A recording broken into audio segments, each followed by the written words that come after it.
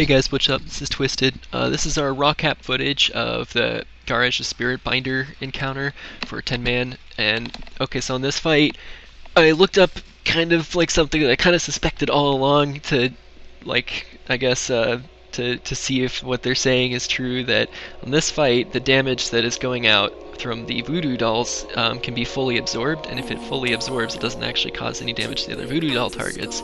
So basically, this fight has a lot of meter maids, but your World of Logs and the World of Log rankings have no bearing on how awesome Discipline is for this fight, because okay, think of it this way, like, yes, you could top the healing per second meters, but if you have a Discipline Priest in the raid who can absorb the damage, it won't even, like, it sometimes cuts the incoming raid damage by half, like, and I'm not making that number up.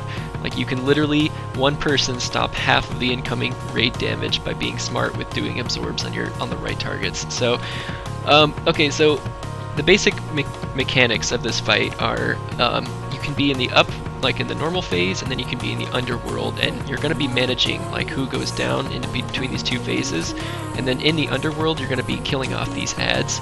That's basically like the thing you need to manage in this fight. So we didn't take a whole lot of time figuring out how to do that. We just set up a rough rotation. You need to alternate healers going into that underworld, because when you're down there, if you stack healing buffs on people, that's the only way they can leave the underworld. You have 30 seconds before you explode. And you need to be healed up to full. When you are healed up to full, you'll see that it makes an extra action button appear that you can click that'll return you to the spirit realm. It's not super responsive, it takes like 2 seconds to get up, so you'll see in this video that I try to leave the spirit realm with 2 seconds to go every time. Something else about the spirit realm, the spirit buff that you cast is like when it does go on the DPS players and gives them a DPS boost. It also gives you a spirit regen boost. It will continue to stack even if you're at full health. So even though I'm an atonement priest, when I'm down in the spirit realm, I still just spam binding heal on the people who are down there with me. If I was in another raid setting, I might be spamming a different spell rotation, but since there's 3 of us, I tried to pump most of my binding heals into a choice DPS that we thought we could cheese a lot of the damage and hope he didn't get a voodoo doll, because the enrage timer, it does depend on how well you manage that DPS buff you get from this underworld.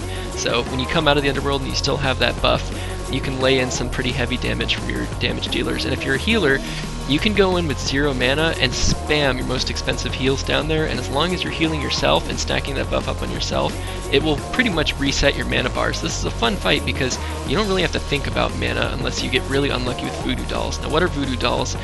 Voodoo dolls is this ability he'll cast on the tanks, and this is what's going to force a tank swap. He'll cast 1 on a tank, and then in 10-man it casts 2 more people that are connected to that one voodoo doll, and all the damage that they take is shared. It's like a 70% shared damage, but it's still pretty significant. So when your tanks get the voodoo doll buff, they need to really pay attention to what mitigations they have running. So if you can see in the video, I show all my bars, so basically when I see that there's no mitigation cooldown coming up on our tanks and I kind of know what their rotation is, I'll paint up them, and our druid does the same with his new iron bark. That will reduce the damage, but if you're a disciplined priest, absorbs and shields count too. So you'll see here that I'm trying to juggle Spirit Shell, my inner focus, greater healing, I'm trying to juggle power word shield, and I'm trying to get it to cool off faster with the strength of soul buff. Strength of soul talent, I mean passive. So I'm really trying to just load up the tank with absorbs, because what this does is it totally nullifies all of the shared damage going out. Now the other sources of raid damage in this fight are these little ads in the underworld. They cast little bolts of crap at the people who are down there, but it's easy to heal through. They also cast bolts of crap at the people in the up world, and if they get out of control, I mean the bolts do about like 50k HP per tick, and they cast it on a pretty consistent like 4-second timer, so you really need to keep those ads under control, and you want to go into the final burn phase with as many of those killed as possible. And the burn phase, really simple. Your boss gets to 20%, he stops spawning these totems.